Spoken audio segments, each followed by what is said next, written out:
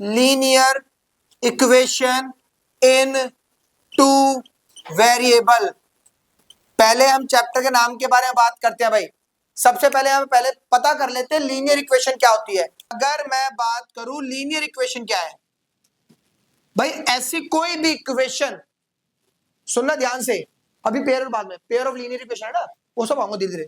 सबसे पहले बात करते हैं लीनियर इक्वेशन का मतलब, ऐसी कोई भी इक्वेशन जिस इक्वेशन में जो वेरिएबल आ रहा है उसकी मैक्सिमम पावर क्या आ जाए, अगर 1 आती है तो उस तरह की सभी इक्वेशन क्या होती है, लीनियर इक्वेशन।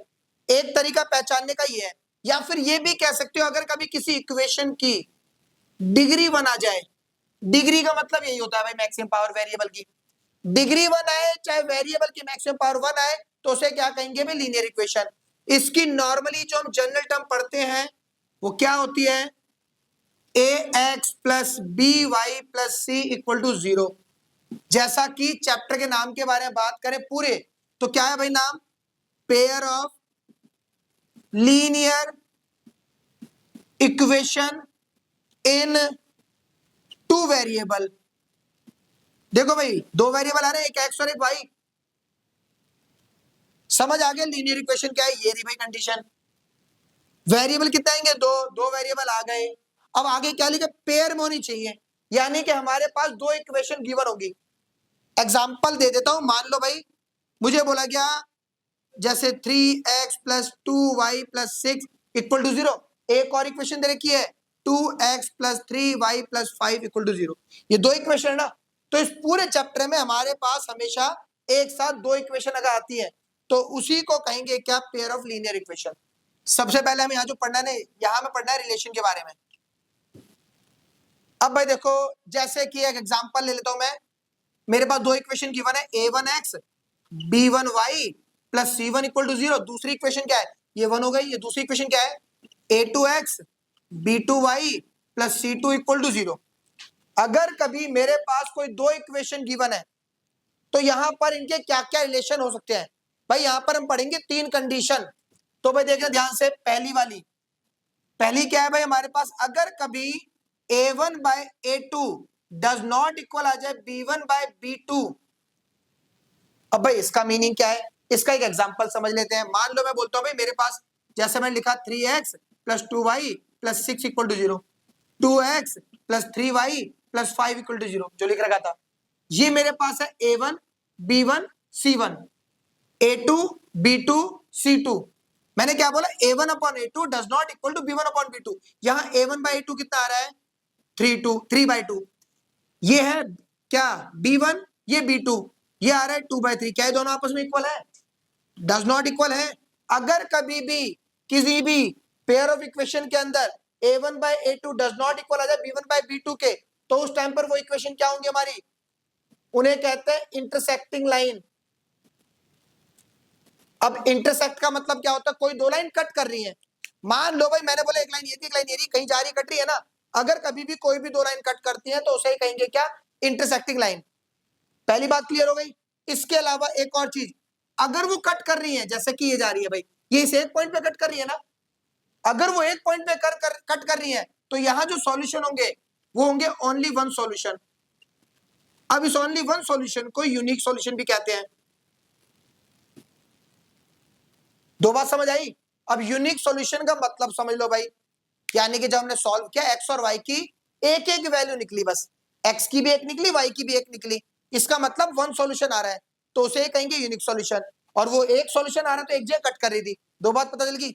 अब तीसरी बात इसी के अंदर है, और क्या होती है भाई, पहली बात, दूसरी बात, तीसरी। अगर कभी भी किन्हीं भी इक्वेशंस के सॉल्यूशन निकल सकते हैं तो उसे कहते हैं कंसिस्टेंट इक्वेशन।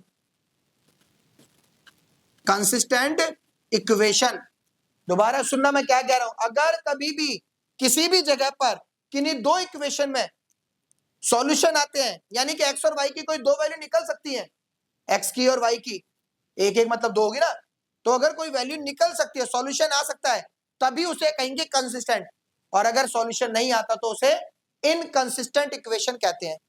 अब इनकंसिस्टेंट क्या है, देखो भाई दूसरे नंबर पर दूसरी कंडीशन क्या है, हमारे पास दो इक्वेशन गिवन थी, अगर कभी मान लो ऐसा आ जाए a1 बाय a2 इक्वल है B1 by B2 but does not equal है C1 बाय C2। क्या ऐसा हो सकता है? देखो भाई इसका एक एग्जांपल, 2x 3y प्लस का 5 इक्वल टू 0। एक इक्वेशन ये रही,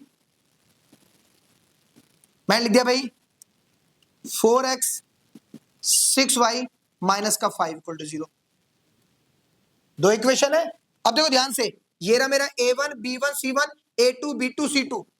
a1 बाय a2 2 बाय 4 है, b1 बाय b2 3 बाय 6 है। अगर कट करता हूं तो 1 पर ये 2 पर, ये 1 पर ये 2 पर, यानी दोनों इक्वल है। c1 बाय c2 क्या है? ये प्लस का 5 और ये माइनस का 1। अगर माइनस का 5 कट करूंगा अभी तो ये 1 बाय 1 आ रहा है। इसका मतलब 1 बाय 2 इक्वल है 1 by 2 but does not equal है ना किसके? 1 बाय माइनस 1 के। तो ये कौन सी कंडीशन आ रही है? ये वाली। अगर कभी भी ये कंडीशन आती है तो इसका मतलब क्या है? वो पैरेलल लाइन है। अब पैरेलल लाइन अगर कोई दो जा रही है तो वो कहीं कट नहीं करेंगी।